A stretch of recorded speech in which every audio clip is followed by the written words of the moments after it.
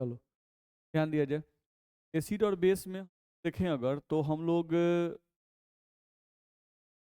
कुछ क्वेश्चंस बना रहे थे। क्वेश्चंस को थोड़ा हम देख रहे हैं यहाँ पे। देखो तो यहाँ पर हम लोग को दिया हुआ है acidic and basic strength of ionic compound. ठीक है, acidic and basic strength of ionic compound. जैसे दिया हुआ है compare basic strength of NaOH, AOH, RbOH और CSOH। नहीं तो सबसे अधिक बेसिक स्ट्रेंथ किसका होगा? NaOH का। कैसे? बेस किसे अच्छा कहते हैं?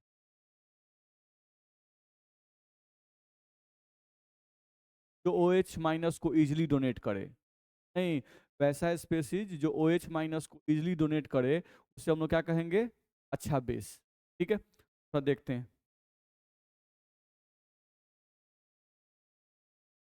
देखा जाए NaOH, यहाँ सोडियम है और सोडियम के साथ ऑक्सीजन और हाइड्रोजन है। ठीक है, और यहाँ पर देखें तो CS है और इसके साथ ऑक्सीजन और हाइड्रोजन है। ठीक है, ये सोडियम जो है इसका एटॉमिक नंबर कितना होता है? 11। तो अगर सोडियम का एटॉमिक नंबर 11 होता है तो कॉन्फ़िगरेशन अगर इसका लिखोगे तो 1s2 2s2 2p6 3s1 आएगा। यानी इसका ऑर्बिट नंबर कितना है? 3। यानी कि इसका ऑर्बिट नंबर 3 है। ध्यान रखना, इसका ऑर्बिट नंबर कितना है? 3। और ऑक्सीजन को देखोगे तो ऑक्सीजन का 8 होता है। 1s2 2s2 और 2p4 होता है। नहीं तो इसके पास ऑर्बिट नंबर कितना है? ध्यान रखना है। तो यहाँ पर थर्ड ऑर्बिट और सेकेंड ऑर्बिट के बीच में बॉन्ड बना है। नहीं तो थर्ड ऑर्बिट का मतलब इसके पास 1 2 3 ऑर्बिट है, पास 2 ऑर्बिट है। एक ये बॉन्ड लेंथ है। ठीक है, तो सोडियम, पोटेशियम, रुबिडियम, सीजियम ये सब एक ही ग्रुप के हैं। सोडियम के पास ऑर्बिट 3 है तो पोटेशियम के पास ऑर्बिट 4 होगा, इसके पास ऑर्बिट 5 होगा और इसके पास ऑर्बिट 6 होगा। नहीं तो इसका जब फोटो बनाएंगे तो इसके पास ऑर्बिट 6 होगा। तो first orbit, second orbit, third orbit, fourth orbit, fifth orbit और ये आ गया सिक्स्थ ऑर्बिट। नहीं, और ऑक्सीजन के पास तो ऑर्बिट फिक्स है, 2 ऑर्बिट। नहीं तो ऑक्सीजन का ऑर्बिट 2 होगा, फर्स्ट ऑर्बिट, सेकेंड ऑर्बिट। तो यहाँ पर अगर हम लोग देखें तो बॉन्ड की लंबाई जो है यहाँ पर छोटी है, यहाँ पर बॉन्ड की लंबाई बड़ी है। नहीं तो कौन सा बॉन्ड जल्दी टूटेगा? ये वाला कि ये वाला? ये जल्दी टूटेगा। जो बड़े बॉन्ड होते हैं वो जल्दी टूटते हैं। नहीं, और छोटे बॉन्ड जल्दी नहीं टूटते हैं। नहीं, जैसे कोई लकड़ी है और लंबाई ज़्यादा है तो जल्दी टूट जाएगा, और उसी लकड़ी को छोटा कर दिया जाए तोड़ना मुश्किल हो जाता है। नहीं तो ये जो बॉन्ड है, ये बॉन्ड एस और ओ के बीच का बॉन्ड, ये बिग बॉन्ड है। ध्यान रखना है। यहाँ पर Na और O का जो बॉन्ड है ये स्मॉल बॉन्ड है, तो ये बिग बॉन्ड है, ब्रेक कर जाएगा, इजिली ब्रेक करेगा। तो अगर इजिली ब्रेक करेगा तो provide easily provide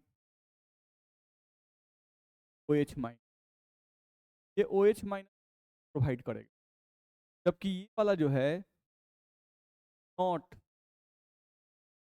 provide, not provide OH, OH minus provide नहीं, बात में दिक्कत है। तो जो OH माइनस प्रोवाइड करता है वो अच्छा बेस होता है। तो NaOH और CSOH में अच्छा बेस कौन है? SOH। नहीं तो ये जो होगा ये वाला SOH, इसको बोलेंगे स्ट्रॉन्ग बेस। नहीं, और ये जो हुआ इसके सापेक्ष में, ये जो हुआ, अब चूंकि NaOH इसलिए दिमाग में आता है ना क्योंकि हम लोग NaOH सुनते हुए आते हैं, बस में है ना। HOH सुनते हुए नहीं आते हैं हम लोग, इसलिए NaOH बोलते हैं क्योंकि NaOH ही ज्यादातर रिएक्शन में यूज आता है, SOH यूज में नहीं आता है। ध्यान रखना है। ये बॉन्ड जल्दी टूटता है, तो जो बॉन्ड जल्दी टूटता है वो फास्ट रिएक्शन शो करता है, और जो फास्ट रिएक्शन शो करता है वो एक्सप्लोसिव रिएक्शन होता है। कैसा होता है? एक्सप्लोसिव यानी विस्फोटक। नहीं, यानी कहने का मतलब है कि ये विस्फोटक रिएक्शन है, तो इसका यूज जनरल रिएक्शन में नहीं होता है। इसीलिए बच्चों के दिमाग में जनरली क्या रहता है? NaOH। उसमें है ना, तो ज्यादातर NaOH KOH दिखाई देता है केमिस्ट्री बुक में, लेकिन ये दोनों दिखाई नहीं देते हैं। जनरली लेबोरेटरी में उन्हीं बेस का यूज किया जाता है जो सेफली सेफ के साथ यूज किया जा सके, ध्यान रखना है। तो ये लोग सेफ नहीं होते हैं, ध्यान रखना है। क्यों सेफ नहीं होते? क्योंकि इनका बॉन्ड बड़ा होता है, ये बहुत जल्दी OH माइनस सप्लाई करते हैं। यानी इनको पानी में डालोगे और रिएक्शन फास्ट होगा, नहीं तो रिएक्शन फास्ट का मतलब विस्फोट, ध्यान रखना है। चलो यहाँ पर भी देख लो, वही कहानी है। OH तो सब में है, नहीं मैग्नीशियम सबसे छोटा है, उससे बड़ा कैल्शियम है, उससे बड़ा स्ट्रोंशियम है, और उससे बड़ा कौन है? बेरियम। तो यहाँ पर अगर देखेंगे तो Ba और O के बीच का बॉन्ड, Ba और O के बीच का बॉन्ड यहाँ लार्जेस्ट बॉन्ड होगा कि नहीं होगा? ये तुम्हारा लार्जेस्ट बॉन्ड होगा, ठीक। यहाँ पर तुम देखोगे तो मैग्नीशियम और ऑक्सीजन का जो यहाँ बॉन्ड होगा ये स्मॉलेस्ट बॉन्ड होगा इन सभी में से, ध्यान रखना है। नहीं तो ये जो होगा मैग्नीशियम ऑक्सीजन, ये आसानी से OH माइनस प्रोवाइड नहीं करेगा, not easily provide OH minus. क्यों OH माइनस आसानी से प्रोवाइड नहीं करेगा? क्योंकि छोटा बॉन्ड है, जल्दी टूटेगा ही नहीं, दिक्कत। यहाँ पर ये लार्जेस्ट बॉन्ड बोल रहे हैं, तो लार्जेस्ट को इजिली प्रोवाइड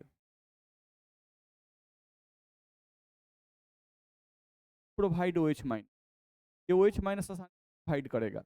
तो इस कारण से ये जो होगा इन सभी में ये जो होगा वीक बेस होगा, सभी में MgOH क्या होगा?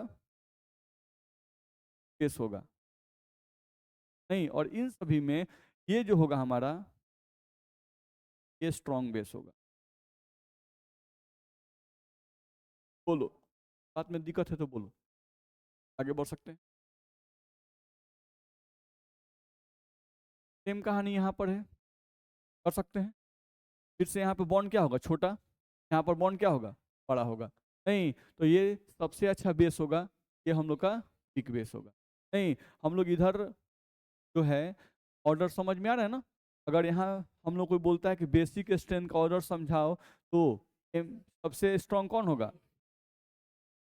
BaOH का होल 2 सबसे स्ट्रांग होगा, तब आपका SrOH का होल ट्वाइस होगा,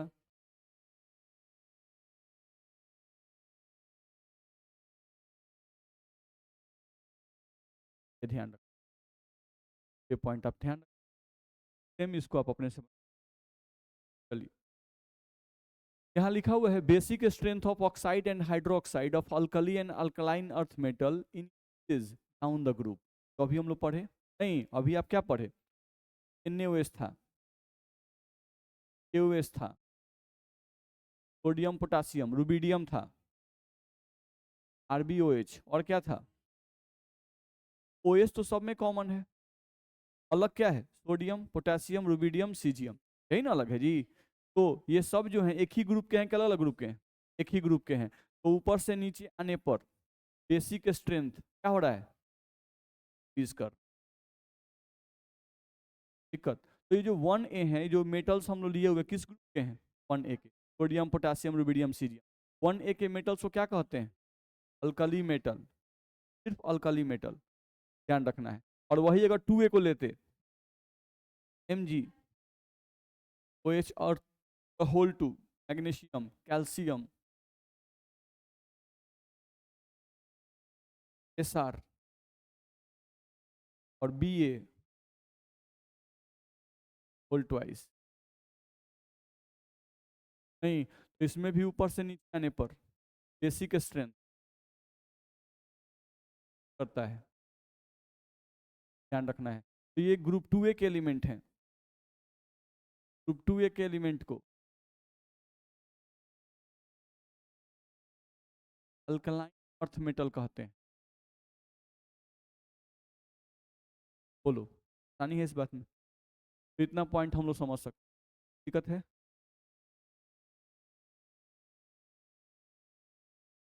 यहाँ पर देखें, अब ऑक्सीजन तो सब में है, देखो ध्यान से, है कि नहीं है? हम लोग का ऑक्सीजन सब में है, अलग क्या है? सोडियम, मैग्नीशियम, एल्युमिनियम और सिलिकॉन है, नहीं तो हम लोग देखें अगर तो अलग हमारे पास है मैग्नीशियम है, एल्युमिनियम है नहीं। पीरियोडिक टेबल में ये जो है आपका मेटल है, ये भी आपका मेटल है, ये भी मेटल ही है, लेकिन सिलिकॉन जो है ये मेटलॉइड है, नहीं है, दिक्कत है। सिलिकॉन के बाद क्या आता है? फास्फोरस। ये क्या है? ध्यान रखना है। अब हम लोग ग्रुप की बात नहीं कर रहे हैं, पीरियड की बात कर रहे हैं। ये सब जो हैं, ये सब एलिमेंट एक ही पीरियड के हैं, थर्ड पीरियड के। ध्यान रखना है, ठीक। तो देख रहे हो, metal metal metal metalloid non metal, यानी पीरियोडिक टेबल में अगर हम लोग पीरियोडिक टेबल में लेफ्ट टू राइट जाएं, पीरियोडिक टेबल में अगर लेफ्ट टू राइट जाएं, तो लेफ्ट टू राइट जाने पर मेटालिक कैरेक्टर डिक्रीज करता है। पीरियोडिक टेबल में जब भी लेफ्ट से राइट की तरफ जाएंगे तो मेटालिक कैरेक्टर डिक्रीज करता है, ध्यान रखना है। और ध्यान ये रखना कि जो मेटल होते हैं वो बेस बनाते हैं, और जो नॉन मेटल होते हैं वो एसिड बनाते हैं। मेटल क्या बनाते हैं? Non metal acid. ध्यान रखना है। तो मेटालिक कैरेक्टर डिक्रीज कर रहा है, तो हम कहें बेसिक स्ट्रेंथ भी डिक्रीज करेगा, क्योंकि जो मेटल्स होते हैं, मेटल्स जो होते हैं ये बेस बनाते हैं, नहीं। और जो नॉन मेटल्स होते हैं वो एसिड का फॉर्मेशन करते हैं। ध्यान रखना, जैसे जैसे इधर की तरफ बढ़ते जाएंगे, बेस बेस बेस, मेटलॉइड आ गया, एसिड एसिड एसिड बनने वाला, नहीं। तो बेसिक स्ट्रेंथ क्या होगा? डिक्रीज करेगा। तो आपको ध्यान रखना होगा कि यहाँ पर कोई बोलता है आपको बेसिक स्ट्रेंथ का ऑर्डर, तो बेसिक स्ट्रेंथ का ऑर्डर सबसे ज़्यादा किसका होगा? Na2O का। सोडियम ऑक्साइड सबसे अच्छा बेस होगा इन लोगों में। मैग्नीशियम ऑक्साइड उससे खराब बेस होगा, उससे भी खराब बेस होगा Al2O3, और उससे भी खराब बेस होगा SiO2। ध्यान रखना है। Al2O3 जो है इसको तो एम्फोट्रिक ऑक्साइड कहा जाता है, एम्फोट्रिक ऑक्साइड के नाम से भी इसको जाना जाता है। ध्यान रखना है। एम्फोट्रिक ऑक्साइड का मतलब होता है कि वैसा ऑक्साइड जो एसिड से भी रिएक्शन कर लेता है और बेस से भी रिएक्शन कर लेता है, वैसे ऑक्साइड को क्या कहते हैं? Amphoteric oxide. ध्यान रखना है, ठीक है। तो ये लोग वैसे नहीं है, ये कंप्लीट बेस है, ये कंप्लीट बेस है, लेकिन ये एम्फोट्रिक होने लगा, देख रहे हो? नहीं, एसिड से भी रिएक्शन कर लेगा, बेस से रिएक्शन कर लेगा। ध्यान रखना है, यानी एसिडिक गुण भी कभी दिखाता है और कभी बेसिक गुण भी दिखाता है। ध्यान रखना है, ठीक। SiO2 एसिडिक गुण में आने लगा, ध्यान रखना है। लिखा भी हुआ है, एम्फोट्रिक ऑक्साइड के दो एग्जाम्पल लिखे हुए हैं, Al2O3 और ZnO, ये एम्फोट्रिक ऑक्साइड है, नहीं। तो Al2O3 और जिंक ऑक्साइड जो है ये एम्फोट्रिक ऑक्साइड है। एम्फोट्रिक ऑक्साइड वैसे ऑक्साइड जो एसिड का भी बिहेवियर दिखा सकते हैं और बेस की तरफ भी बिहेवियर दिखा सकते हैं, दिक्कत है, ठीक। Same as neutral oxide, carbon monoxide, nitric oxide, nitrogen dioxide, ये सब जो है न्यूट्रल ऑक्साइड है, यानी ये ना ही एसिड से रिएक्शन दिखाते हैं और ना ही बेस से रिएक्शन दिखाते हैं, तो इनको क्या कहते हैं? Neutral oxide. ध्यान रखना है, ठीक। चलो अगले पॉइंट पे आओ, ऑर्डर ऑफ एसिडिक स्ट्रेंथ। नहीं, ये क्वेश्चन दिया हुआ और आपसे बोल रहा है कि ऑर्डर ऑफ एसिडिक स्ट्रेंथ निकाल सकते हैं। एसिडिक स्ट्रेंथ निकालने के लिए आप याद कीजिए, हम कहे थे कि कोई भी एसिड दिया रहे तो उसका अगर एसिडिक स्ट्रेंथ कंपेयर करना हो तो सबसे पहले क्या करो? कंजुगेट बेस बना लो, और कंजुगेट बेस बनाने के बाद उनकी स्टेबिलिटी चेक कर लो। जो कंजुगेट बेस जो कंजुगेट बेस सबसे ज़्यादा स्टेबल होगा उसका एसिड सबसे ज़्यादा एसिडिक होगा, बताए थे, नहीं। तो अगर हमारे पास HClO4 एक एसिड है, ये भी एसिड है, नहीं, ये सभी एसिड हैं, तो हमको क्या करना है? इनका कंजुगेट बेस बनाना है। तो कंजुगेट बेस बनाने के लिए इनसे H+ निकालो, H+ निकालोगे तो ये बन जाएगा ClO4-, इसमें से एक H+ निकालो, ये बन जाएगा तुमको ClO3-, इसमें से एक H+ निकालो, ये तुम्हारा बन जाएगा ClO2 पर एक माइनस, इसमें से एक H+ निकालो, नहीं, तो तुम्हारा क्या बन जाएगा? ClO minus. बनेगा कि नहीं बनेगा? अब तुमको ध्यान ये रखना है यहाँ पर कि हम अगर ClO4 माइनस को लिखें तो Cl है और 4 ऑक्सीजन है, तो 1 2 3 4 ऑक्सीजन, एक ऑक्सीजन डबल बॉन्ड बनाता है और एक ऑक्सीजन सिंगल बॉन्ड, क्योंकि ऊपर क्या आ गया माइनस। ठीक है, इसका फोटो अगर बनाए तो Cl 3 ऑक्सीजन है, double bond O, double bond O और माइनस डबल बॉन्ड O। इस ऑक्सीजन पे माइनस चार्ज होगा, कितना बॉन्ड बनाएगा? एक बॉन्ड। ध्यान रखना है ClO2 माइनस, तो ClOO, एक ऑक्सीजन डबल बॉन्ड, इस पे माइनस चार्ज है तो सिंगल बॉन्ड। फिर ClO माइनस, तो Cl है और O माइनस है तो सिंगल बॉन्ड। फोटो बनेगा कि नहीं बने? अब तुम ध्यान से देखो कि ये negative charge single bond pi bond conjugate position, negative charge single bond pi bond conjugate position, negative charge single bond pi bond conjugate position. यानी यहाँ जो नेगेटिव चार्ज है वो 3 पाई बॉन्ड से कंजुगेट पोजीशन पे है, तो यहाँ पर मैक्सिमम रेजोनेंस होगा। नहीं, यानी कि हम कहें कि इस नेगेटिव चार्ज को बांटने वाला ये भी है, ये भी है, ये भी है, तो एक नेगेटिव चार्ज कितने जगह फैल जाएगा? 1 2 3 4 जगह। तो एक नेगेटिव चार्ज अगर 4 जगह फ्लो करेगा तो इसमें अगर तुम ClO, इसका फोटो जो तुम बनाओगे, नहीं, इसका जब हम लोग फोटो बनाएंगे तो जो नेगेटिव चार्ज है, partial negative partial negative partial negative partial negative, -1/4 आएगा, आएगा, क्योंकि एक नेगेटिव चार्ज 4 जगह बैठ गया, तो एक जगह वजन कितना आया? -1/4। नहीं, लेकिन यहाँ निगेटिव चार्ज को बांटने वाला कौन कौन है? 2 आदमी। नहीं, तो एक निगेटिव चार्ज 3 जगह बटेगा, 1 2 3, तो मैग्नीट्यूड होगा -1/3। नहीं, यहाँ पर निगेटिव चार्ज को बांटने वाला सिर्फ एक आदमी है, 2 जगह बटेगा, -1/2, और यहाँ बांटने वाला कोई नहीं है। नहीं, तो आप याद कीजिए हम आपको बताए थे ऐसा कुछ कि चार्ज डेंसिटी और स्टेबिलिटी में उल्टा संबंध होता है। तो यहाँ पर चार्ज डेंसिटी मैक्सिमम होगा, यहाँ पर चार्ज डेंसिटी मैक्सिमम होगा। क्यों मैक्सिमम होगा? क्योंकि इस निगेटिव चार्ज को बांटने वाला कोई नहीं है। नहीं, जबकि यहाँ पर निगेटिव चार्ज को बांटने वाले लोग हैं, तो चार्ज फैल गया, तो चार्ज डेंसिटी कम हो गया। ध्यान रखना है, यहाँ पर आप आओगे तो यहाँ मिनिमम चार्ज डेंसिटी है।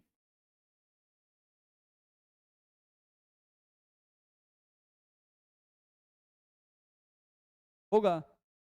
नहीं, तो अगर हम लोग को बोलता है कि स्टेबिलिटी ऑर्डर लिखना हुआ, नहीं, stability order of conjugate base, नहीं, तो किसका कंजुगेट बेस सबसे स्टेबल होगा? सबसे कंजुगेट बेस इसका स्टेबल होगा। नहीं, यानी कि हम लोग को ClO3 माइनस का कंजुगेट बेस सबसे स्टेबल, तब ClO2 माइनस, तब हम लोग का ClO माइनस, नहीं, और एक ClO4 माइनस है, लिख दो ClO4 माइनस सबसे स्टेबल होगा। नहीं, तो अगर एसिडिक स्ट्रेंथ होगा तो याद करो एसिडिक स्ट्रेंथ जो होता है वो डायरेक्टली प्रोपोर्शनल होता है स्टेबिलिटी ऑफ कंजुगेट बेस। नहीं, तो सबसे ज्यादा एसिडिक कौन होगा? HClO4। HClO4 सबसे ज्यादा एसिडिक, तब HClO3 होगा, तब हम लोगों का HClO2 होगा, और तब हम लोगों का HClO होगा। बात में दिक्कत है? नहीं, तो इस तरह से आपको एसिडिक स्ट्रेंथ निकालने आना चाहिए। चलो दूसरा क्वेश्चन देखो। हाँ, एक और कॉन्सेप्ट यहाँ दिया गया है, लिखा हुआ है, तो उसको ध्यान देंगे। यहाँ पर हम देखते हैं, जैसे अभी हम जो एग्जाम्पल लिए थे उसमें हम एग्जाम्पल लिए HClO4,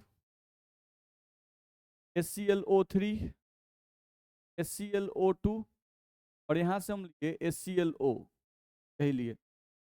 ठीक, अब इनका एसिडिक स्ट्रेंथ कंपेयर करना था। ठीक है, तो ऑक्सीडेशन स्टेट थोड़ा निकालो। हाइड्रोजन का होता है +1, क्लोरीन का X, इसका -2, तो -8 बराबर 0। X का वैल्यू क्या आएगा? +7।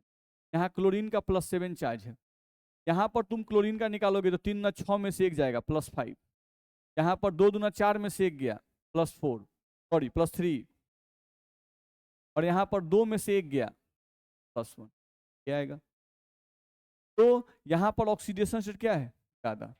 नहीं, तो यहाँ बोल रहा है, ध्यान से पढ़ो, higher the oxidation state of central atom, greater will be the acidic strength. Oxidation state का वैल्यू जितना ही ज्यादा आएगा, एसिडिक स्ट्रेंथ उतना ही ज्यादा होगा। तो यहाँ पर तुम देखो अगर, तो यहाँ पर ऑक्सीडेशन स्टेट क्या है, ज्यादा है, तो इसका एसिडिक स्ट्रेंथ सबसे ज्यादा होगा और इसका एसिडिक स्ट्रेंथ सबसे कम होगा, ध्यान रखना है। तो अगर यहाँ पर हम एसिडिक स्ट्रेंथ कंपेयर करेंगे तो उससे भी मालूम चल रहा है कि HClO4 का एसिडिक स्ट्रेंथ सबसे ज्यादा होगा, तब HClO3 का होगा, तब HClO2 का होगा और तब हम लोग का HClO का होगा। बातें समझ में आ रही हैं कि नहीं? तो दिक्कत है, देख लीजिए। चलिए अगले पॉइंट पे हैं। तो हम लोग को यहाँ से दिया गया है फिर से एसिडिक स्ट्रेंथ का ऑर्डर निकालना है, जिसमें आपको दिया हुआ है यहाँ से ClOH, फिर यहाँ दिया हुआ है BrOH, फिर यहाँ दिया हुआ है IOH, यह दिया हुआ है। अब एसिडिक स्ट्रेंथ निकालना है, बताइए तो किस होगा? IOH का सबसे ज्यादा, तब BrOH, तब इसका, है ना? हाँ?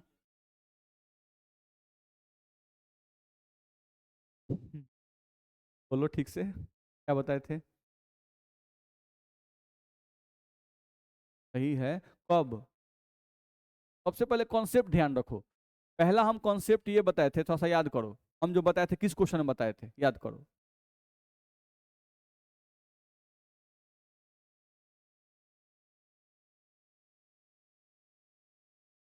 ऐसा कुछ एग्जाम्पल था तो हाइड्रोजन सब में था, इसमें अलग क्या है, फ्लोरीन क्लोरीन ब्रोमीन आयोडीन। तो तुम ये बोल सकते हो कि सर यहाँ बॉन्ड की लंबाई सबसे ज्यादा है, तो ये सबसे पहले H+ देगा, इसलिए सर इसकी एसिडिकेशन सबसे ज्यादा होगी। कॉन्सेप्ट यही था। नहीं, अब तुमको हमेशा एक ही कॉन्सेप्ट को सब पे नहीं अप्लाई कर देना है। यहाँ पर तुम दिमाग में बैठाए हो कि जो सबसे पहले H+ देता है वो ज्यादा एसिडिक होता है, और बेस के लिए क्या याद किए हो कि जो सबसे पहले OH- देता है वो सबसे अच्छा बेस होता है। तो यहाँ पर हमारे पास जो क्लोरीन ब्रोमीन आयोडीन है वो हाइड्रोजन से जुड़े हैं कि OH से जुड़े हैं? OH से जुड़े हैं। तो हम हाइड्रोजन का कॉन्सेप्ट लगाएंगे कि OH का कॉन्सेप्ट लगाएंगे? OH का। तो इनमें से सबसे पहले कौन सा बॉन्ड टूटेगा, IO का कि BrO का कि ClO का? IOH का, क्योंकि ये बॉन्ड सबसे बड़ा होगा। देखो ऑक्सीजन सब में कॉमन है, ऑक्सीजन ऑक्सीजन ऑक्सीजन सब में कॉमन है, नहीं? तो क्या अंतर है, क्लोरीन ब्रोमीन आयोडीन। तो क्लोरीन ब्रोमीन आयोडीन में सबसे बड़ा कौन है, आयोडीन। तो यहाँ पर बॉन्ड की लंबाई सबसे ज्यादा होगी। तो अगर बॉन्ड की लंबाई सबसे ज्यादा होगी तो ये बॉन्ड सबसे पहले टूटेगा, टूटेगा। तो ये सबसे पहले OH- देगा। तो जो सबसे पहले OH- देता है वो सबसे अच्छा बेस होता है, दिक्कत है। तो इसका बेसिक स्ट्रेंथ ज्यादा, नहीं इसका बेसिक स्ट्रेंथ सबसे कम। तो बेसिक स्ट्रेंथ कम होगा तो इसका एसिडिक स्ट्रेंथ ज्यादा होगा, दिक्कत है। हम लोगों को कॉन्सेप्ट ऐसे नहीं लगा देना है, समझ समझ के कॉन्सेप्ट लगाना है, ध्यान रखना है, ठीक है। तो जैसे इसमें से अगर H+ निकालते तो क्या बनता, ClO-, इसमें से H+, BrO-, और इसमें से H+ निकालते IO-। ये सब क्या बनाए हम लोग, कंजुगेट बेस, ठीक। अब कंजुगेट बेस की स्टेबिलिटी चेक करनी थी, तो ये कॉन्सेप्ट बार बार एसिडिक रिएक्शन में लगता है। कौन सा, charge density inversely proportional to stability, charge density inversely proportional to stability. ये कॉन्सेप्ट बहुत लगता है, ध्यान रखना है। तो अब तुम सोचो कि यहाँ O को इलेक्ट्रॉन खींचने वाला कौन है, क्लोरीन। यहाँ पर कौन खींचने वाला है, ब्रोमीन। और यहाँ खींचने वाला कौन है, आयोडीन। इन तीनों में अच्छा एक्सेप्टर कौन है, क्लोरीन। नहीं, ये बेस्ट एक्सेप्टर होगा, तो इलेक्ट्रॉन खींचेगा, इसका चार्ज डेंसिटी कम कर देगा। ये इलेक्ट्रॉन नहीं खींचेगा उतना ताकत से, तो इसका चार्ज डेंसिटी ज्यादा रहेगा। नहीं, तो यहाँ पर मिनिमम चार्ज डेंसिटी होगा, मिनिमम चार्ज डेंसिटी होगा, ध्यान रखना है। और यहाँ पर मैक्सिमम चार्ज डेंसिटी।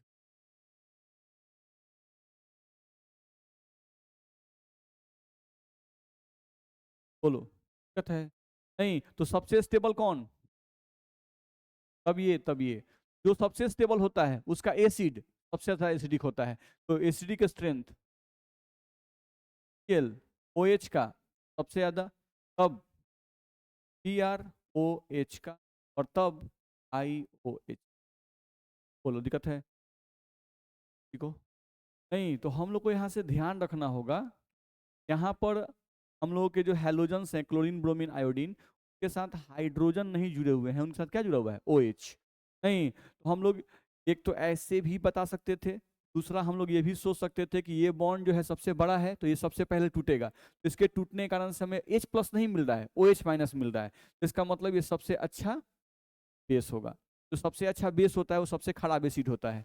नहीं, तो ये सबसे अच्छा एसिड होगा, नहीं ये सबसे खराब बेस होगा। ठीक है?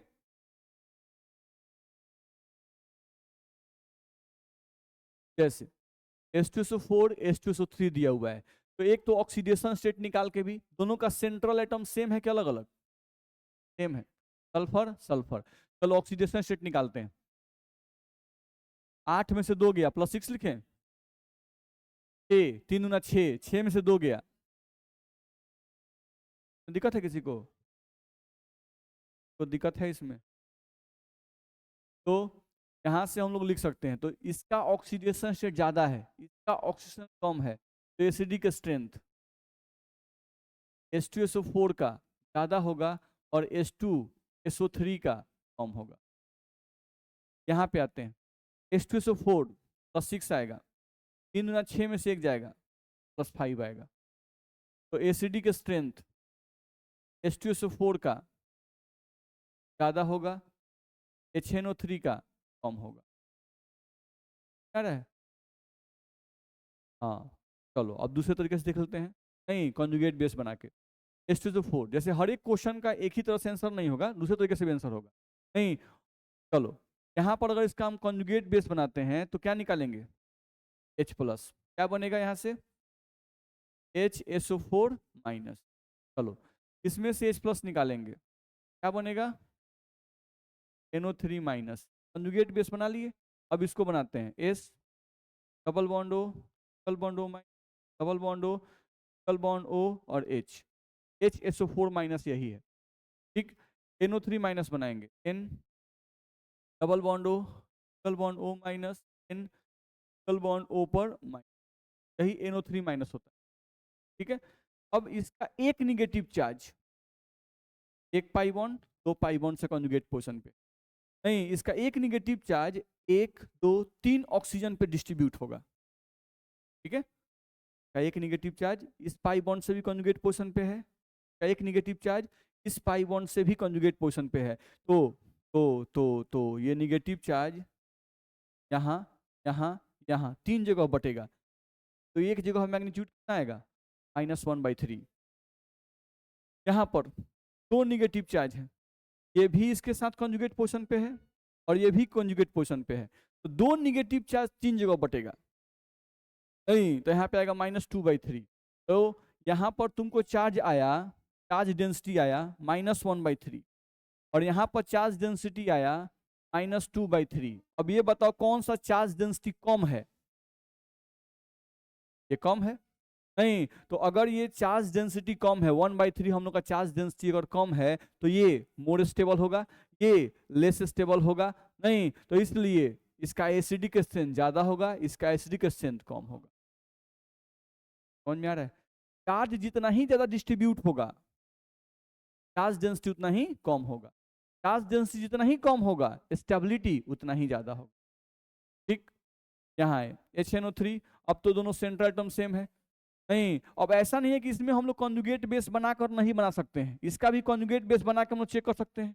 क्या? अगर दोनों का सेंट्रल एटम सेम है तो निकाल लो, 3 6 में से 1 गया +5, 2 4 में से 1 गया +3, इसका ऑक्सीडेशन स्टेट ज्यादा, इसका कम, तो इसका एसिडिक स्ट्रेंथ ज्यादा, इसका एसिडिक स्ट्रेंथ कम, तो एसिडिक स्ट्रेंथ हमको निकालना हुआ तो HNO3 का एसिडिक स्ट्रेंथ ज्यादा आएगा और HNO2 का एसिडिक स्ट्रेंथ कम आएगा। नहीं, आप इसको ऐसे भी चेक करते तो इसका H+ निकालते, यहाँ से क्या बनता? NO3-। इसका H+ निकालते तो NO2-, फिर से इसमें रेजोनेंस ज्यादा होगा, इसमें रेजोनेंस कम होगा। तो जिसमें रेजोनेंस ज्यादा होता है वो मोर स्टेबल होता है, इसलिए इसका एसिड ज्यादा एसिडिक, इसका एसिड कम एसिडिक। क्या चीज में? NO3 माइनस में देखो दो निगेटिव चार्ज है, ये निगेटिव चार्ज भी पाई बॉन्ड से कॉन्जुगेट पोजीशन पे है, और ये निगेटिव चार्ज भी पाई बॉन्ड से कॉन्जुगेट पोजीशन पे है। तो निगेटिव चार्ज दो हैं, अब ये दोनों निगेटिव चार्ज कितने ऑक्सीजन पे डिस्ट्रीब्यूट होंगे? 3 पर। नहीं, तो एक ऑक्सीजन पे कितना हिस्सा पड़ेगा? -2/3, -2/3, -2/3, -2/3 को 3 बार जोड़ो तो आ जाएगा। समझ में आ रहा है?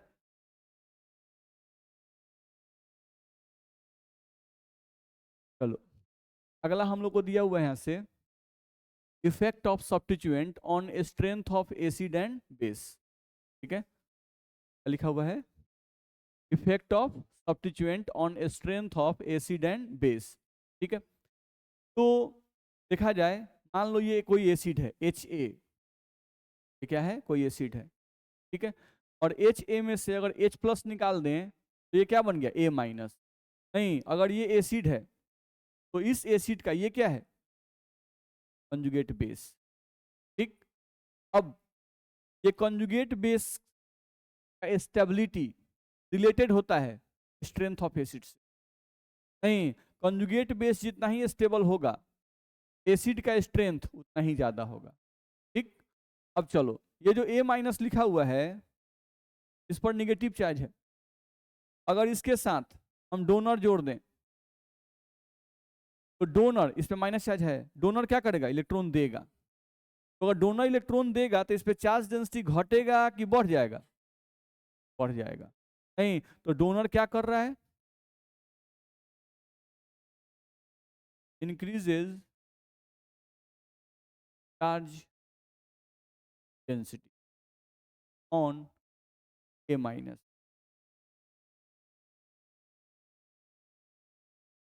ऐसा लिखें तो दिक्कत है। ठीक, तो अगर चार्ज डेंसिटी इंक्रीज कर जाएगा तो स्टेबिलिटी क्या होगा? स्टेबिलिटी डिक्रीज, और अगर स्टेबिलिटी डिक्रीज कर जाएगा तो एसिडिक स्टेन क्या होगा? कर जाएगा, क्योंकि स्टेबिलिटी का डायरेक्टली प्रोपोर्शनल होता है। तो स्टेबिलिटी घटा जहां कॉन्जुगेट बेस का, एसिडिक स्टेन भी घट जाएगा। अब इसी A- के साथ हम एक्सेप्टर जोड़ दें,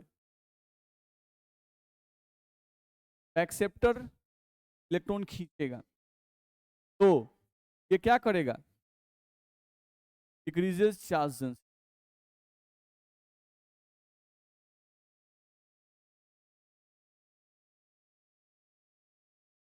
ठीक, तो स्टेबिलिटी क्या होगा?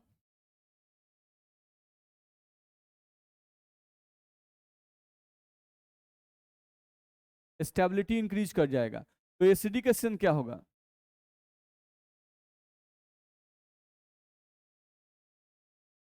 होगा कि नहीं होगा? ये कुछ समझ में आया? यानी कि अगर कोई भी आपको एसिड दिया हुआ है, कोई भी एसिड अगर दिया हुआ है, तो आपको ध्यान रखना है कि जो एक्सेप्टर होता है, एक्सेप्टर ये एसिडिकेशन क्या करता है? बढ़ा देता है। और जो डोनर होता है वो एसिडिकेशन क्या करता है? हटा देता है। तो ये बात याद रखना है, एक्सेप्टर एसिडिकेशन को बढ़ा देगा नहीं, और डोनर एसिडिकेशन को घटा देगा। ये बात हम लोग को याद रखनी होगी। ठीक है, चलो तो देखो तो शायद वही सब लिखा हुआ है क्या? पर रीडिंग कर लीजिए।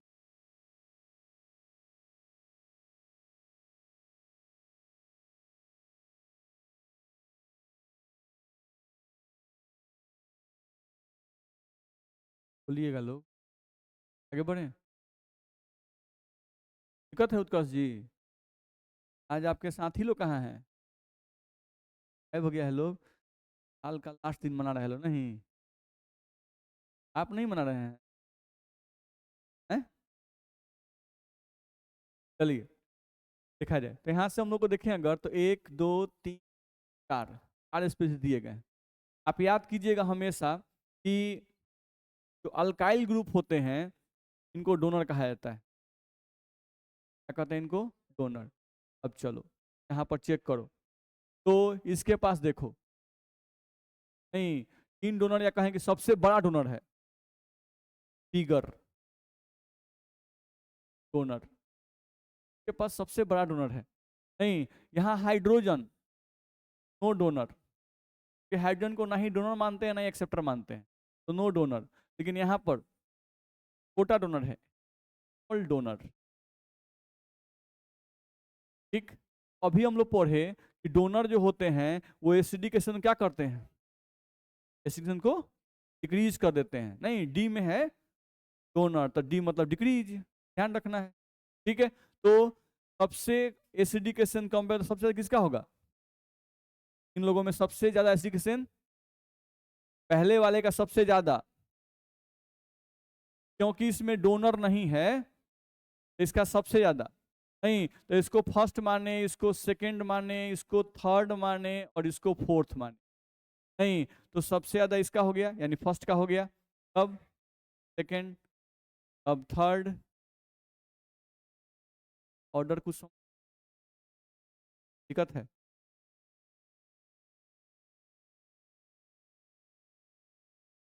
यहाँ बताइए आप लोग।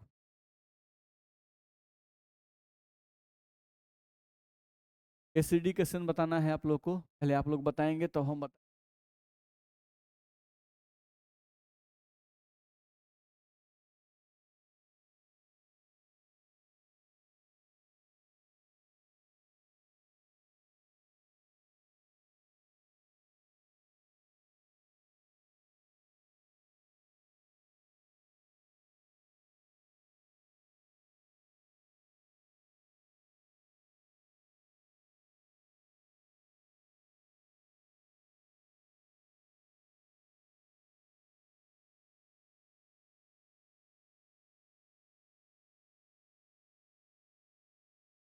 चलिए ध्यान दें, यहाँ से अगर ध्यान दें तो केयर कीजिएगा।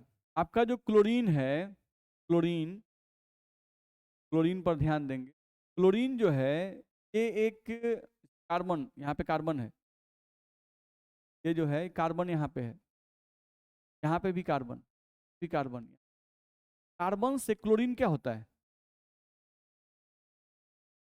और इलेक्ट्रोनेगेटिव, तो ये तो इलेक्ट्रॉन खींचेगा। एक्चुअली क्लोरीन है क्या, क्लोरीन क्या है? तो अभी हम पढ़े कि एक्सेप्टर जो होते हैं, एक्सेप्टर ये एसिडिकेशन तो क्या करते हैं, बढ़ा देते, एक्सेप्टर को बढ़ा देते हैं। तो इसमें एक्सेप्टर कय गो है, इसमें कय गो, इसमें कय गो, तो इसमें कय गो, जीरो, एक भी नहीं है। तो इसमें एक्सेप्टर नहीं है, तो इसका एसिडिकेशन सबसे कम होगा, नहीं होगा, इसका सबसे कम एसिडिकेशन होगा। अब इसमें दो गो है, इसमें भी दो है, लेकिन इसमें देखोगे तो COH के, यही ना हाइड्रोजन हटेगा जी, तो COH के नजदीक है, तो एक्सेप्टर का मतलब ये माइनस आई इफेक्ट दिखाता है, माइनस आई इफेक्ट दिखाता है, ये माइनस आई इफेक्ट दिखा रहा है, माइनस आई इफेक्ट दिखा रहा है। तो इंडक्टिव इफेक्ट जो होता है वो डिस्टेंस डिपेंडेंट होता है, इंडक्टिव इफेक्ट क्या होता है, डिस्टेंस डिपेंडेंट होता है। तो देखो तो यहाँ COH के दोनों क्लोरीन नजदीक हैं, यहाँ भी दो गो है लेकिन एक नजदीक है और एक दूर है, तो इसका एसिडिकेशन सबसे ज्यादा, तब सेकंड का, यानी कि सबसे ज्यादा एसिडिकेशन थर्ड का, तब सेकंड का, थर्ड सेकंड, तब फोर्थ, तब है, बोलिएगा लोग।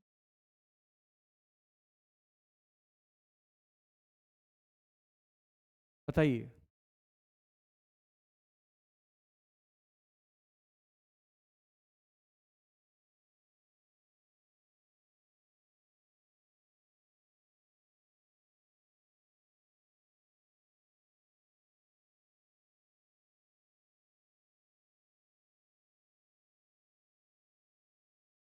सबसे जरूरी है कि आप एक्सेप्टर और डोनर पहचानते हैं कि नहीं, एक्सेप्टर और डोनर पहचानते हैं, आपसे एसिडिक बेसिक स्ट्रेन का क्वेश्चन बनेगा, और अगर नहीं पहचानते हैं तो आपसे नहीं।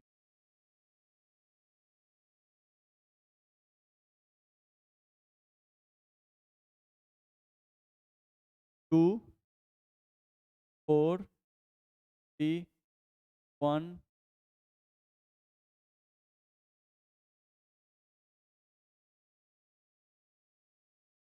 ये आप 3, 2, 4, 1 और 5। और कोई?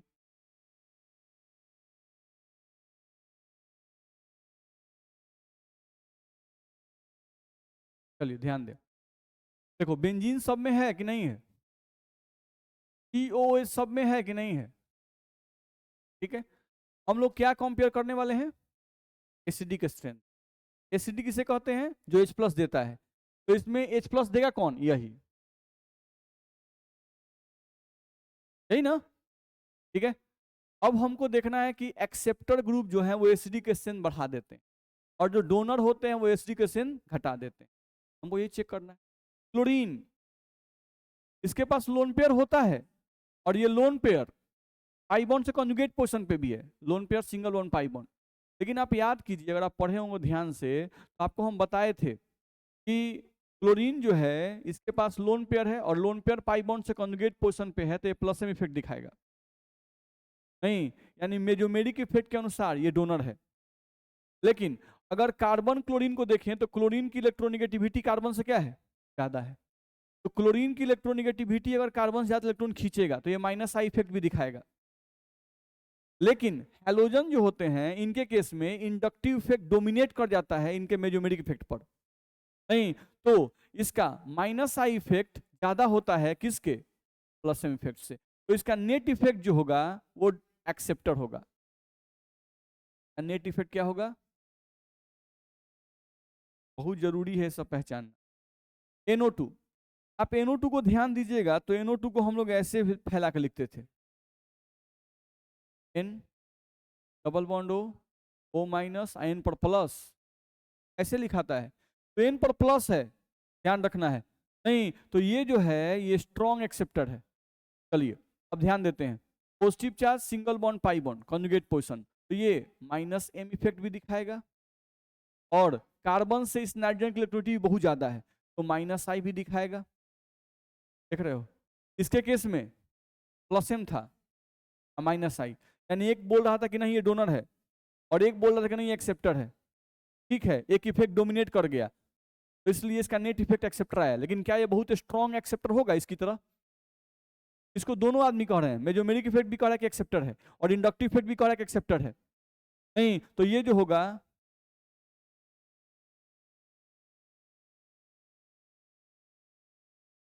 ये आपका स्ट्रॉन्ग एक्सेप्टर होगा, ध्यान रखना है। यहाँ पर आइए, इसके पास लोन पेयर है। यहाँ पे नाइट्रोजन पर लोन पेयर था क्या? नहीं। N+ के पास 4 ही इलेक्ट्रॉन होते हैं और 4 इलेक्ट्रॉन में से चारों का यूज कर चुका है। ध्यान देखिए, 1, 2, 3, ये चारों का यूज कर चुका है। तो इस N+ के पास कोई लोन पेयर नहीं था। लोन पेयर या निगेटिव चार्ज होगा तब ना डोनर होगा जी। नहीं, चलो यहाँ ऑक्सीजन के पास लोन पेयर है कि नहीं है? है। और ये lone pair single bond pi bond conjugate position पे है। नहीं तो ये मेजोमेरिक इफेक्ट के अनुसार +M। ठीक, लेकिन कार्बन और ऑक्सीजन में ऑक्सीजन की इलेक्ट्रोनिगेटिविटी ज्यादा होती है इसलिए -I। लेकिन इसके केस में +M इफेक्ट स्ट्रॉन्गर होता है और -I इफेक्ट वीक होता है, तो ये डोनर होगा। अल्काइल ग्रुप डोनर होता है लेकिन ये वीक डोनर होता है, ये रेजोनेंस नहीं दिखाता है। क्या यहाँ पे कार्बन पे कोई लोन पेयर है क्या? कार्बन पे कोई लोन पेयर नहीं है, तो ये CH3 अल्काइल ग्रुप जो होते हैं डोनर हैं लेकिन ये वीक डोनर होते हैं। कैसे डोनर होते हैं? Weak donor. सही है। तो पहले तो इफेक्ट हम सब लगा लिए। एसिडिक के स्ट्रेंथ में जब भी सब्स्टिट्यूएंट वाला चूज किया रहे तो पहले इफेक्ट सब लगा लीजिए, कौन कौन सा इफेक्ट लगा रहा है। अब इसमें सबसे स्ट्रॉन्ग एक्सेप्टर कौन? 3। तो एक्सेप्टर इसके पास है तो सबसे एसिडिक यही होगा। नहीं तो सबसे ज्यादा एसिडिक कौन? 3। सही है। अब हम लोग को देखना है तो अब कौन होगा, तो 3 के बाद सेकेंड, ध्यान रखना है। अब कौन होगा? फर्स्ट। अब कौन आएगा? 5। अब कौन आएगा? आपका 3, 2, 1, 5, 4 आ रहा है। एसिडिक मतलब ऐसा नहीं कि समझ में नहीं आया है, आ रहा है ना? ध्यान रखना है क्योंकि ये चीजें जो भी आप पढ़ रहे हैं ये सब चीजें फिर आपको 12th में आएंगी। इन 12th में डिटेलिंग नहीं करेगा। 12th में सीधे बोलेगा कि ये ज़्यादा एसिडिक है, ये कम एसिडिक है, क्योंकि देखो इसमें स्ट्रॉन्ग एक्सेप्टर है, इसमें वीक एक्सेप्टर है। नहीं, वहाँ पे कुछ नहीं समझाएगा कि क्यों स्ट्रॉन्ग है, क्यों वीक है, कौन सा इफेक्ट लगा रहा है, कौन सा इफेक्ट नहीं लगा रहा है, कोई डिटेलिंग नहीं जाएगा। इसलिए इस पर जितना दिमाग लड़ाना है इस पर दिमाग लगा दीजिए, ठीक है। आपका सबसे इंपॉर्टेंट पार्ट अगर देखा जाए केमिस्ट्री का, पहले भी कहे रिएक्शन मैकेनिज्म, ये सबसे इंपॉर्टेंट है, ये आपका स्ट्रॉन्ग होना ही चाहिए, इसलिए इसका एक भी पॉइंट हम छोड़ते नहीं है, ध्यान रखना है, ताकि आप जब 12th में जाएं तो आपको थोड़ा भी सब पॉइंट में दिक्कत मत हो। बुक में लिखा मिलेगा बार बार प्लस एम माइनस आई, लेकिन वहाँ डिटेलिंग नहीं किया है ना, फिर 12th में जाकर फंस जाइएगा, ध्यान रखिए, इसलिए सब पर केयर कीजिए। बताइए इसमें दिमाग लगाइए उत्कर्ष जी, बता उता नहीं रहे हैं, बताइए कुछ, देखिए क्या हो रहा है, मन नहीं लग रहा है, दोस्त सब नहीं आया तो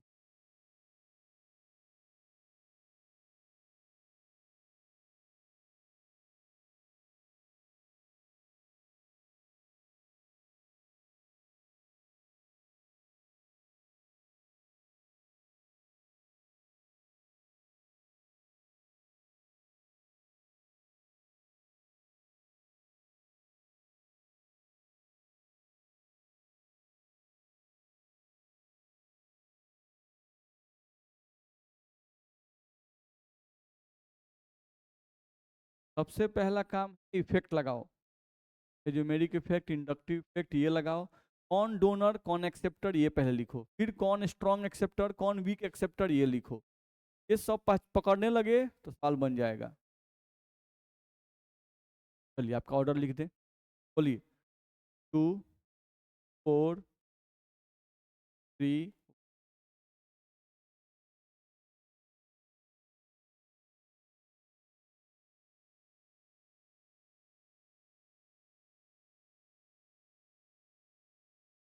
बोलिए 10 जी का आया,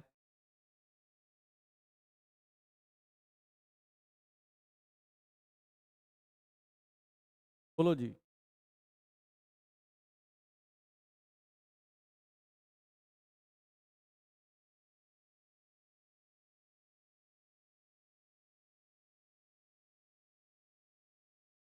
और कोई, बोलिए सर। 1 नंबर, चलिए इफेक्ट लगाते हैं, ठीक है। ये कौन सा इफेक्ट दिखाएगा, माइनस आई माइनस है, दिक्कत है पहले। ये कौन सा इफेक्ट दिखाएगा, सिर्फ माइनस आई, क्यों, क्योंकि ये इसके रिस्पेक्ट में मेटा पर है। तो अगर कोई ग्रुप किसी ग्रुप के रिस्पेक्ट में मेटा पढ़ाता है तो ये ग्रुप इसके लिए एक्सेप्टर नहीं हो सकता है, समझ में ना, क्योंकि इसके कारण ये एक्सेप्टर है, तो इसके कारण पॉजिटिव चार्ज डेवलप हुआ कहाँ कहाँ, ऑर्थो पर और पारा पे, 1 2 3, इस पे लोन पेयर है। लेकिन क्या ये लोन पेयर इस पॉजिटिव चार्ज से कॉन्जुगेट पोजीशन पे है, तो इसके कारण जो पॉजिटिव चार्जेस डेवलप हुए बेंजीन पर वो इसके साथ कॉन्जुगेट पोजीशन पे नहीं है। तो NO2 इसके लिए, NO2 इसके लिए पेजोमेरिक इफेक्ट नहीं दिखाएगा। अब कौन सा इफेक्ट दिखाएगा, इंडक्टिव इफेक्ट। इंडक्टिव इफेक्ट को लोन पेयर से कोई मतलब नहीं होता है, उसको इलेक्ट्रोनिटी से मतलब होता है। नहीं, तो यहाँ पे कार्बन है, नाइट्रोजन है, ये मोड इलेक्ट्रोनेगेटिव है, इसलिए माइनस आई। नहीं, लेकिन यहाँ पर ये माइनस आई भी दिखाएगा, माइनस एम भी दिखाएगा, बात को हम डिटेल किए थे, ठीक। क्लोरीन फिर से आए, माइनस आई प्लस एम, लेकिन नेट इफेक्ट माइनस आई होगा। चलिए अब हम लोग कंपेयर करना था, सबसे स्ट्रॉन्ग एक्सेप्टर कौन होगा, 2, ये जो होगा ये सबसे स्ट्रॉन्ग एक्सेप्टर हो गया, क्योंकि मेजोमेरिक इफेक्ट भी इसको एक्सेप्टर कह रहा है और इंडक्टिव इफेक्ट भी इसको एक्सेप्टर कह रहा है। नहीं, तो ये सबसे स्ट्रॉन्ग हुआ, तो हम लोग का 2 सबसे ज्यादा। अब आते हैं 3 और 4 में कंपेयर करने की, तो ये भी माइनस आई, ये भी माइनस आई, और माइनस आई डिस्टेंस डिपेंडेंट होता है, तो ये नजदीक है और ये दूर है, तो ये नजदीक है तो ज्यादा इफेक्ट प्रोड्यूस करेगा, ये दूर है तो इफेक्ट कम प्रोड्यूस करेगा, तो 2 के बाद क्या आएगा, 2 3 आएगा। अब कौन आ जाएगा? 4। अब कौन आएगा? तो 2 3 4 1। ये तो ठीक था, बस जी जोर लगाए थे, ठीक। आपका भी यही आया था। तो इस तरह से 2 3 4 1 ऑर्डर सही। दिक्कत है? इस तरह से एसिडी के स्ट्रेंथ बनना चाहिए, बताइए इसमें। ये इंपॉर्टेंट है, ये आपका जेई में पूछा हुआ है 2021 में।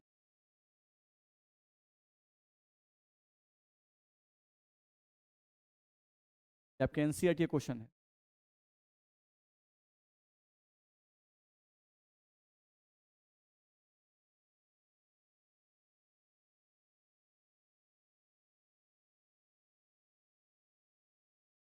अब इसमें कोई सब्स्टिट्यूएंट तो दिख नहीं रहा है।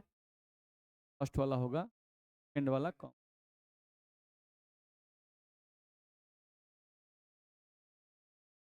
फर्स्ट ज्यादा होगा और सेकंड कम होगा।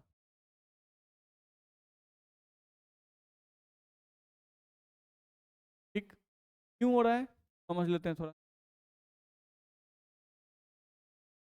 कारण क्या लिखा रहता है?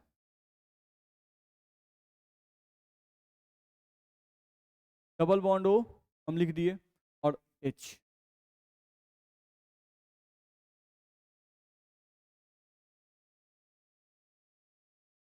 लिख दिए, ठीक है। अब हमको एसिड पहचानना है, तो एसिड का मतलब जो हाइड्रोजन जल्दी दे, तो हाइड्रोजन तो इसको भी देना है, हाइड्रोजन इसको भी देना है। नहीं, अब कोई सब्स्टिट्यूएंट तो लगा नहीं है, डोनर एक्सेप्टर तो लगा नहीं है कि हम भाई डोनर माइनस आई प्लस इफेक्ट दिखाएं यहाँ पर, नहीं। तो वैसा कोई लगा नहीं है। तो जब कोई सब्स्टिट्यूएंट नहीं लगा रहा है बेंजीन से, नहीं, एक ग्रुप ही लगा है बस, अब इसके अलावा कोई और लगा होता तब हम उसको सब्स्टिट्यूएंट मानते, नहीं। तो इस केस में हम क्या करते हैं, कॉन्जुगेट बेस बनाते हैं, H प्लस, ये हटेगा तो इस पे O पे माइनस आएगा।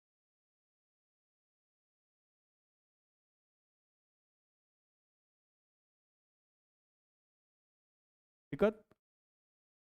इसको क्या बनेगा?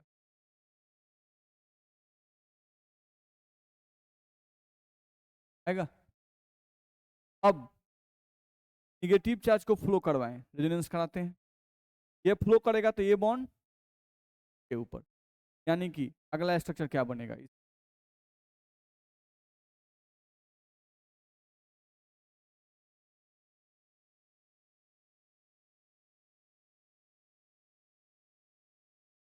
ऐसा बनेगा क्या? चलो इसमें रेजोनेंस कराते हैं, ये यहाँ फ्लो करेगा,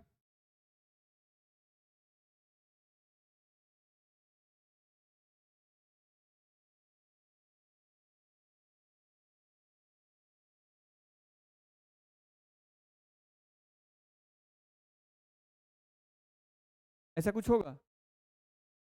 नहीं, हम लोग वही चीज कर रहे हैं जो एनसीईआरटी में किया हुआ है। एनसीईआरटी में क्या करता है, इसका कॉन्जुगेट बेस बनाया जाता है और फिर इसमें रेजोनेंस दिखा देता है। इसका कॉन्जुगेट बेस बनाया और इसमें रेजोनेंस दिखा देता है।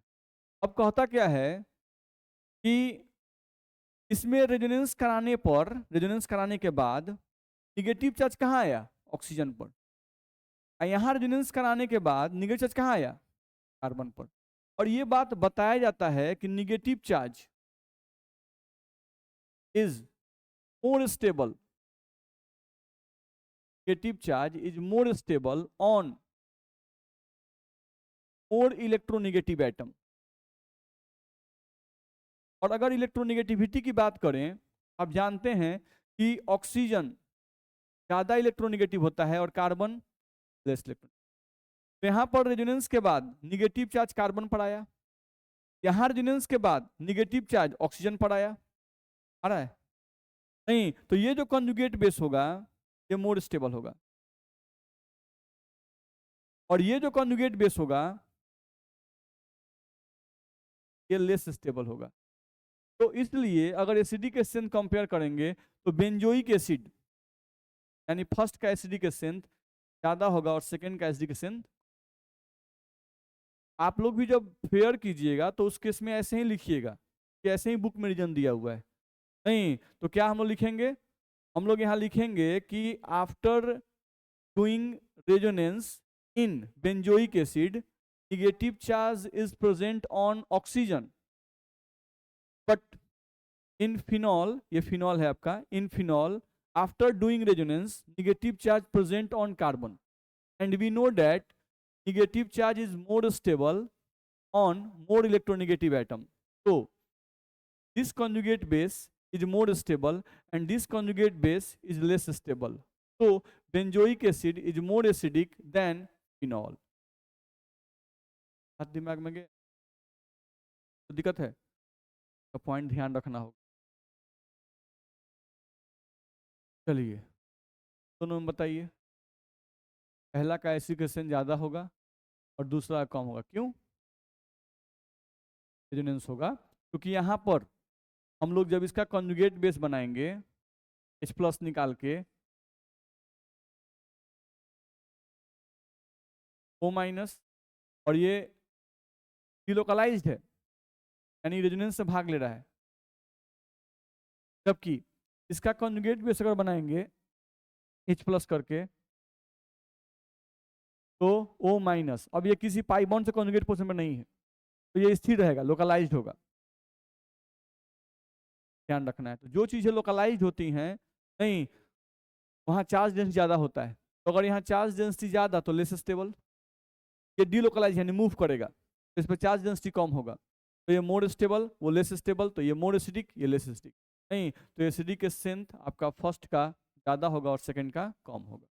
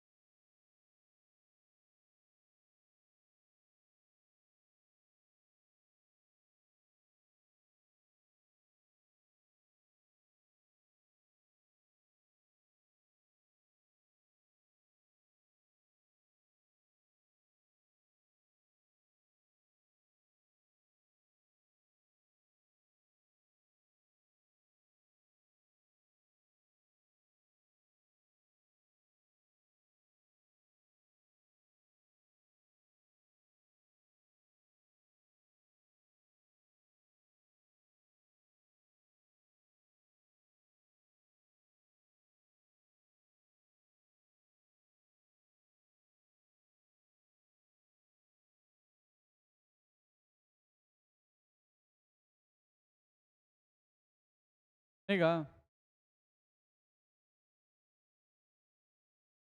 2 3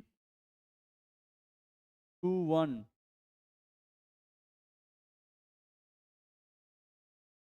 के अलावा किसी और का कुछ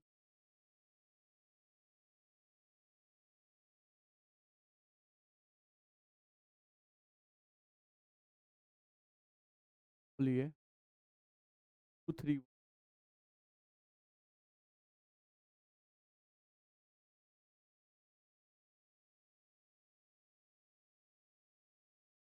चलिए देखते हैं। यहाँ भी लोन पेयर है, यहाँ भी लोन पेयर है, यहाँ भी लोन पेयर है। देखिए एसिडी के स्ट्रेंथ का मतलब है ना कि देखिए कि कौन सा हाइड्रोजन हटेगा, नहीं। तो यहाँ पर हाइड्रोजन ये हटेगा, यहाँ पर ये हटेगा, यहाँ पर ये हटेगा, यहाँ पर ये हटेगा, ध्यान रखना है, ठीक है। अब ऑक्सीजन सबके पास है, लोन पेयर सबके पास होगा, नहीं। अब जिसका लोन पेयर डिलोकलाइज्ड होगा, जिसका लोन पेयर क्या होगा, डिलोकलाइज्ड होगा, ध्यान रखना है, ठीक। तो अगर लोन पेयर डिलोकलाइज्ड तो समझो कि जल्दी H बॉन्ड टूट जाएगा, क्योंकि लोन पेयर जैसे ही फ्लो करता है ना O पे प्लस चलाएगा, O पे प्लस आएगा तो वो कोई ना कोई बॉन्ड तोड़ देगा, क्या करेगा, कोई ना कोई बॉन्ड तोड़ देगा। तो आपका लोन पेयर ये वाला लोकलाइज्ड है, ये वाला भी डीलोकलाइज्ड है। ये वाला लोन पेयर, यहाँ सिंगल बॉन्ड है तो लोन पेयर सिंगल बॉन्ड तब पाई बॉन्ड, तो ये लोन पेयर जो है ये लोकलाइज्ड है। यहाँ जो लोन पेयर है ये भी लोकलाइज्ड है। तो जो लोन पेयर डिलोकलाइज्ड होगा उसका एसिडिक सबसे ज्यादा होगा। तो लोन पेयर डिलोकलाइज्ड इसके पास है और इसके पास है। अब इन दोनों में पहले कंपेयर करेंगे। तो इन दोनों में बेंजीन है, बेंजीन है, OH है, OH है, NO2 आ गया। नहीं एक्सेप्टर, -I -M। तो सबसे ज्यादा एसिडिक स्ट्रेंथ 2 का होगा। तब किसका होगा? 2 का तो कंपेयर फिक्स है। नहीं, अब इन लोगों में कंपेयर करना था। तो CH2 तो यहाँ भी है, CH2 यहाँ भी है। अब CH2 से यहाँ जो कार्बन जुड़ा वो sp3 कार्बन है, और यहाँ जो कार्बन है वो sp2 कार्बन है। तो इलेक्ट्रोनिगेटिविटी के बारे में आप जानते हैं कि sp2 कार्बन जो होता है वो ज्यादा इलेक्ट्रोनिगेटिव होता है और sp3 कार्बन से। तो ये अच्छा एक्सेप्टर होगा, ये उतना अच्छा एक्सेप्टर नहीं होगा। तो इसका एसिडिकेशन ज्यादा यानी 3, और तब कौन? तो 2 1 3 4।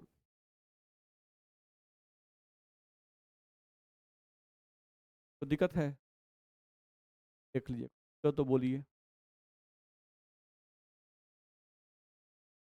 बताइए।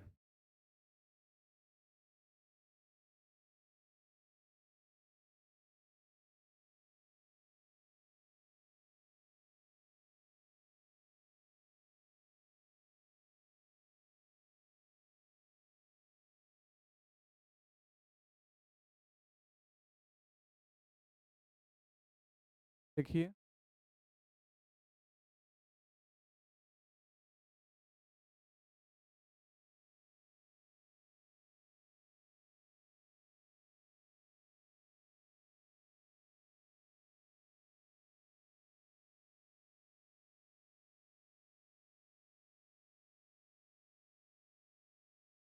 बोलो।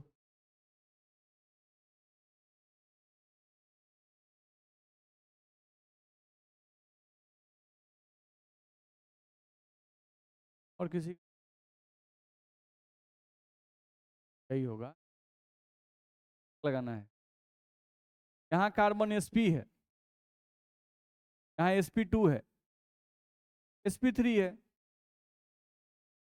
तो sp कार्बन सबसे ज्यादा इलेक्ट्रोनेगेटिव होते हैं, ये सबसे अच्छा एक्सेप्टर है। उससे खराब एक्सेप्टर, सबसे खराब एक्सेप्टर नहीं। तो सबसे ज्यादा एसिडी के स्ट्रेंथ 2 का, अब 1 का, तब 3। तो 2 1 और 3 आपका हो जाएगा। बाकी लोग बता नहीं पा रहे हैं जी, एक दो आदमी 3 आदमी बता रहा है। बस जी थोड़ा जोर लगाइए, क्या कर रहे हैं?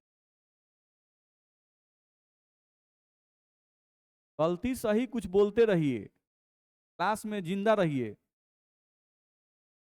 क्लास में एकदम चुप बैठना बहुत गलत बात है। कुछ बोलते रहिए, बताते रहिए, गलती होगा सही होगा, दिमाग को दर्द दीजिए, छोड़िए मत दिमाग को खाली।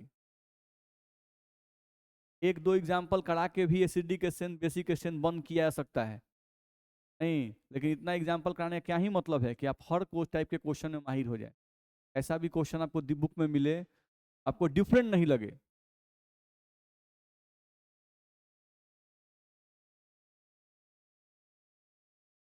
बहुत सिंपल है, एकदम नॉर्मल सा कॉन्सेप्ट है। जो कॉमन है उस पर ध्यान मत दो सब। दोनों में रिंग है, दोनों में COH है, एक में नाइट्रोजन एक में ऑक्सीजन, बस सोच लो उसी पर। जिसकी इलेक्ट्रोनिगेटिविटी ज्यादा उसका एसिडिकेशन ज्यादा। तो कितना ही दिमाग लगाएंगे, बहुत ज्यादा दिमाग नहीं लगाना है। जो कॉमन है उसको छोड़ दो, ring ring, COH COH, NO। अच्छा इन दोनों में मोर इलेक्ट्रोनिगेटिव ऑक्सीजन, नहीं, इलेक्ट्रोनिगेटिविटी ऑक्सीजन ज्यादा नाइट्रोजन कम। एसिडिक स्ट्रेंथ सेकेंड का ज्यादा फर्स्ट का कम।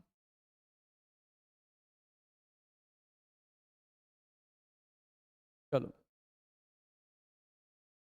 ये भी इंपॉर्टेंट क्वेश्चन है।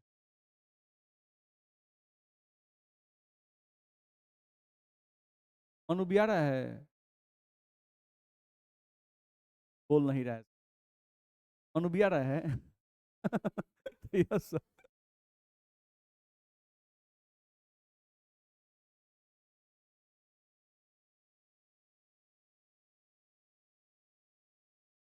हाँ लिखो, बोलो। 3, 1, 2, 4।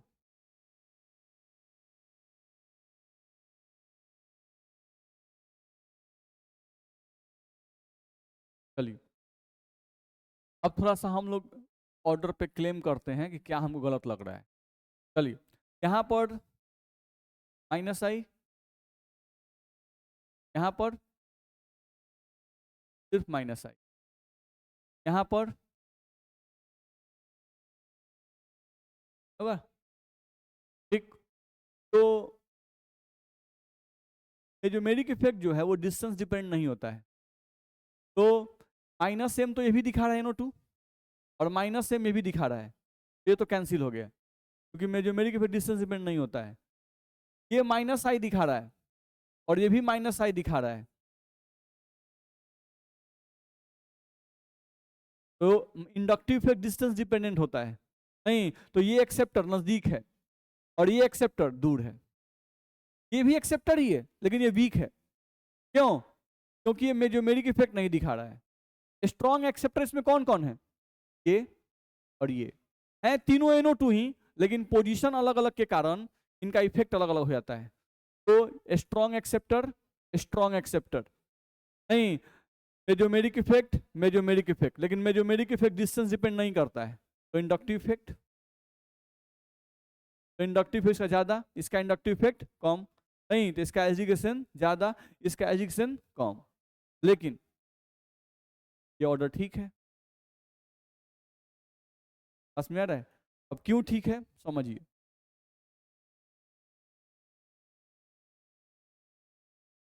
ये सब एग्जाम्पल बड़ी इंपॉर्टेंट है, और जेई के लिए, नीट के लिए, और नॉर्मल जो आपका बोर्ड एग्जाम होता है, सब एनसीईआरटी का क्वेश्चन है, ध्यान रखना है।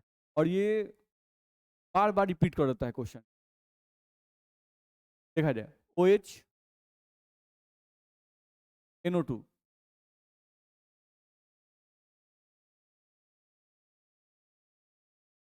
ऐसा होगा।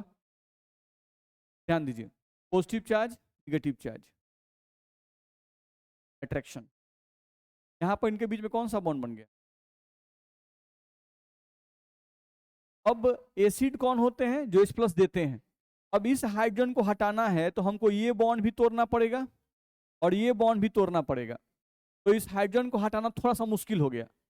ये बॉन्ड बहुत स्ट्रांग नहीं है, hydrogen bond is a weak bond, लेकिन इस हाइड्रोजन को अब हटाना पहले से थोड़ा सा डिफिकल्ट हो गया। नहीं, क्योंकि ये एक एक्स्ट्रा बॉन्ड बना लिया, ध्यान रखना है। ठीक, तो इस कारण से एसिडी के स्ट्रेंथ इसका सबसे ज्यादा होना चाहिए था, एसिडी के स्ट्रेंथ इसका सबसे ज्यादा होना चाहिए था, नहीं, लेकिन एसिडी के स्ट्रेंथ हो जाता है इसका ज्यादा, क्योंकि यहां पर कोई हाइड्रोजन बॉन्ड नहीं बनता है। यहाँ पर अगर हम OH लिखते हैं, pi bond pi bond pi bond, और यहाँ OH, और यहाँ अगर हम NO2 लिखें, NO minus double bond O, N पर प्लस, नहीं इस पर प्लस चाहता, क्या यहाँ पे हाइड्रोजन बॉन्ड बन जाएगा? हाइड्रोजन बॉन्ड बनने के लिए दो स्पेस को नजदीक होना चाहिए, नहीं ये दोनों बहुत दूर हैं, तो हाइड्रोजन बॉन्ड यहाँ नहीं बनेगा। लेकिन यहाँ हाइड्रोजन बॉन्ड बना, यहाँ पर ऑक्सीजन के हाइड्रोजन को हटाने के लिए आपको सिर्फ एक बॉन्ड तोड़ना है, लेकिन यहाँ पर आपको दो बॉन्ड तोड़ने पड़ेंगे। तो इसका एसिडिकेशन सबसे ज्यादा, नहीं अब इसका एसिडिकेशन ज्यादा होगा, नहीं अब इसका एसिडिकेशन इतना कम नहीं हो जाएगा कि ये डोमिनेट कर जाए, ये डोमिनेट नहीं करता है, ध्यान रखना है। तो एसिडिकेशन सबसे ज्यादा किसका? 3 का, तब किसका? 1 का, तब किसका? 2 का, और तब किसका? 4 का। तो 3, 1, 2, 4 ऑर्डर सही। दिक्कत है नहीं? तो यहाँ पर आप देखिएगा ना, तो ये पॉइंट लिखा भी हुआ है, जो हम अभी जस्ट आगे बढ़ रहे थे तो लिखा हुआ था कि हाइड्रोजन बॉन्डिंग इन एसिड, अगर किसी एसिड में हाइड्रोजन बॉन्डिंग बनने लगता है तो डिक्रीजेस द एसिडिक स्ट्रेंथ, ध्यान रखना है। तो अगर कोई एसिड दिया रहे और उसमें हाइड्रोजन बॉन्डिंग बनने लगे तो एसिडिकेशन क्या होगा? डिक्रीज कर जाएगा। और वही अगर कंजुगेट बेस में हाइड्रोजन बॉन्डिंग बन जाए, नहीं तो एसिडिकेशन क्या हो जाएगा? डिक्रीज कर जाएगा।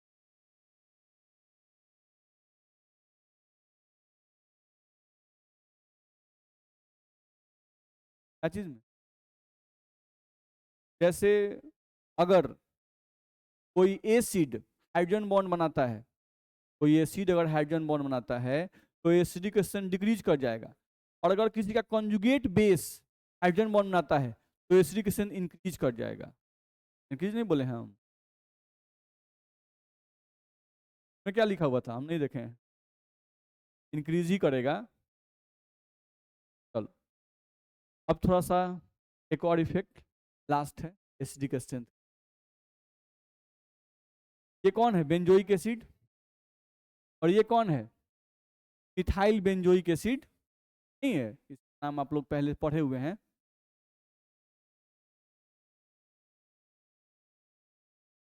और ये कौन है?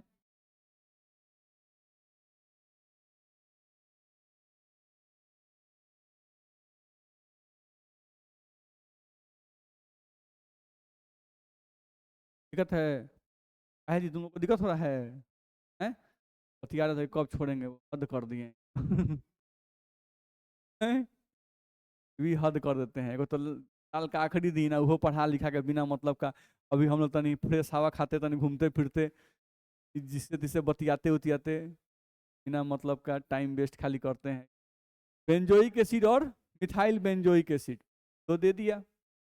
आज मेरा सारा बैच बंद था, नहीं हमसे कुछ तो पढ़ा दें, नहीं अब मान लीजिए 1.5 घंटा पढ़े ना तो भी अभी हम लोग उस बैच के कम बराबर नहीं आए हैं, समझ में ना। अब हम लोग का एसिडिक बेसिक स्ट्रेंथ खत्म होगा तो हम लोग का एक टाइप्स ऑफ रिएक्शन में SN1 रिएक्शन पढ़ाएंगे, यानी एक दिन और बुलाएंगे तो हो जाएगा, समझ में ना। नहीं कुछ तो आ गया, ध्यान रखना है। तो बेंजोइक एसिड और मिथाइल बेंजोइक एसिड। अब कोई पूछे तुमसे कि बताओ एसिडिक स्ट्रेंथ बताओ, तो तुम क्या बताओगे? 1 का ज्यादा और 2 का कम, क्योंकि सर बेंजीन इसमें भी, बेंजीन इसमें भी, COH इसमें भी, COH इसमें भी, यहाँ क्या आ गया? डोनर। इथाइल जो है वो डोनर होता है, और आप बोले हैं कि डोनर जो है वो एसिडिक स्ट्रेंथ क्या करता है? डिक्रीज कर देता है, ठीक। लेकिन फिर से ये एग्जांपल आपका एक्सेप्शन है। एक्सेप्शन ज्यादा नहीं है, एक ऑर्थोनाइट्रोफिनॉल वाला तो अभी हम लोग पढ़े, और एक ये, ध्यान रखना है, इन पे आपको ध्यान रखना होगा। अब इसमें क्या होता है थोड़ा समझने की कोशिश कीजिए। अगर हम इसको लिखते हैं ऐसे, benzene ring C double bond O, यहाँ पर इसको लिखते हैं benzene ring double bond OH, और ऑर्थो पोजिशन पे है CH3 H लिख दिया गया, ठीक। और ध्यान से देखो, pi bond, single bond, pi bond. अच्छा ये जो बेंजीन से ये कार्बन जो जुड़ा हुआ है, ये वाला कार्बन, इस पे का कुछ लोन पेयर है क्या? इस पर 0 है। और ये बेंजीन से जुड़ा हुआ था, ये फर्स्ट एटम, ये सेकेंड एटम, फर्स्ट और सेकेंड के बीच पाई बॉन्ड प्रेजेंट है, और सेकेंड एटम मोर इलेक्ट्रोनेगेटिव है, इस पे लोन पेयर नहीं है, तो ये ग्रुप कैसे काम करेगा? एक्सेप्टर। बेंजीन इस ग्रुप के लिए डोनर, यानी ये कार्बन इस इलेक्ट्रॉन खींचेगा, ठीक है। तो COOH के लिए ये कैसे काम कर रहा है? डोनर की तरह। तो सर बेंजीन तो यहाँ भी है, यहीं फर्क पड़ता है। नहीं बेंजीन यहाँ था, बेंजीन यहाँ भी है, तो जैसे यहाँ डोनर यहाँ भी डोनर, नहीं लेकिन होता क्या है यहाँ पे, कहानी ही पलट जाती है, और ध्यान समझो। हम लोगों को pi bond, single bond, pi bond conjugate position था, नहीं तो यहाँ पर क्या हुआ? रेजोनेंस हो रहा है। हमेशा याद रखना कि resonance occurs in planar molecule. हम लोग कल भी पढ़ रहे थे, याद करो, एरोमेटिसिटी पढ़ रहे थे, नहीं तो वहां भी हम बोलते कि एरोमेटिसिटी अकर इन प्लेनर मॉलिक्यूल, नहीं तो रेजोनेंस भी हमेशा प्लेनर मॉलिक्यूल में होता है। रेजोनेंस अकर्स इन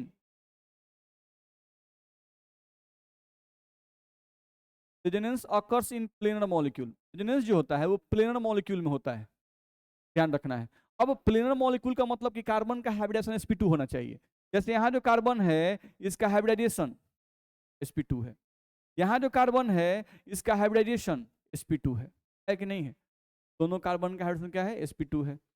नहीं तो ये बेंजीन भी बोर्ड के प्लेन में है, और ये कार्बन भी बोर्ड के प्लेन में है, ठीक। अब जैसे ही ऑर्थो पोजीशन पर एक मिथाइल ग्रुप आएगा, जैसे ही ऑर्थो पोजिशन पे, यहाँ पे ऑर्थो हुआ इसका, ऑर्थो पोजिशन पे एक मिथाइल ग्रुप आया, तो ध्यान से देखो, इसका हाइड्रोजन और इसका हाइड्रोजन, इन दोनों का जो हाइड्रोजन है इनके बीच में टकराव होने लगा। अब जैसे ही इनके बीच में टकराव होगा, यहाँ स्टेरिक रिपल्सन होने लगेगा, यहाँ पर स्टेरिक रिपल्सन होगा। अब स्टेरिक रिपल्सन के कारण ये जो बेंजीन है, जो कि अभी ऐसे है, ध्यान रखना, हम लोग का ये जो उंगली है समझो कि इस पर COH है, नहीं, और जो अंगूठा है इस पे समझो कि CH3 है, ठीक। अब क्या हुआ, ये बेंजीन अपने आप रोटेट कर रहा है, यानी इसको यहीं पे छोड़ दिया और इसको रोटेट कर रहा है, यानी कि CH3 आ गया इधर और COH रह गया बोर्ड के प्लेन पर, बेंजीन रोटेट कर गया।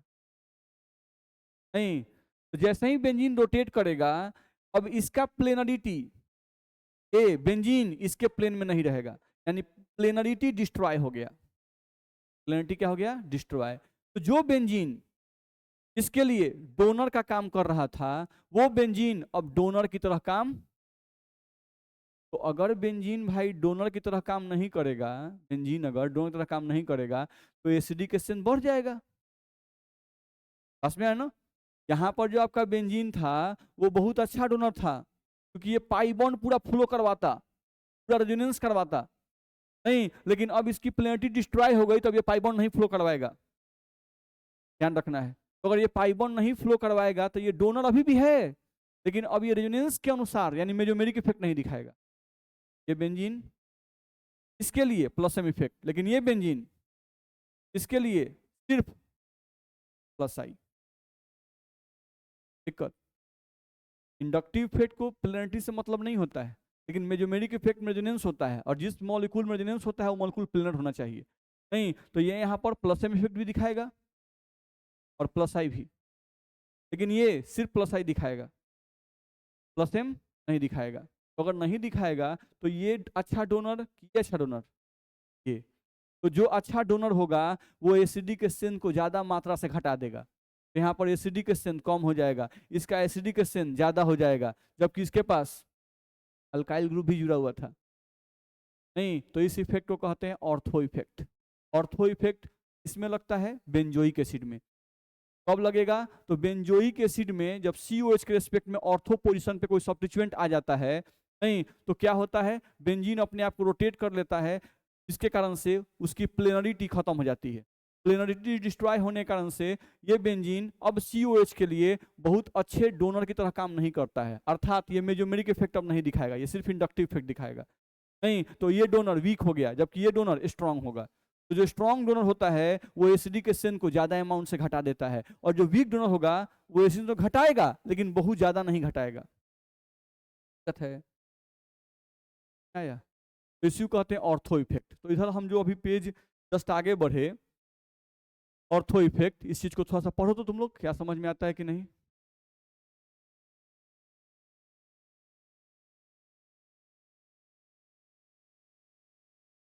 Ortho substituted benzoic acid is more acidic, अगर ऑर्थो पोजीशन पे कोई सब्स्टिट्यूएंट आ गया तो ये मोर एसिडिक हो जाएगा in comparison to benzoic acid, ठीक। पढ़ो इसको।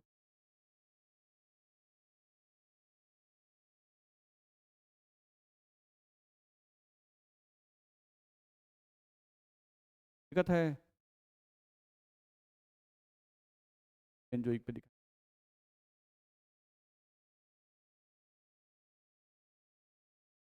यहाँ पर दिया गया ये ये क्या होगा, ये तो ऐसे भी एक्सेप्टर है, दिक्कत, यहाँ से एसिडिक स्ट्रेंथ आपका खत्म हो गया। दिक्कत है तो पहले बोलिए, ठीक है। आज के लिए इतना ही पढ़ते हैं, एक क्लास और आप लोग को कष्ट देंगे नहीं तो जाएगा।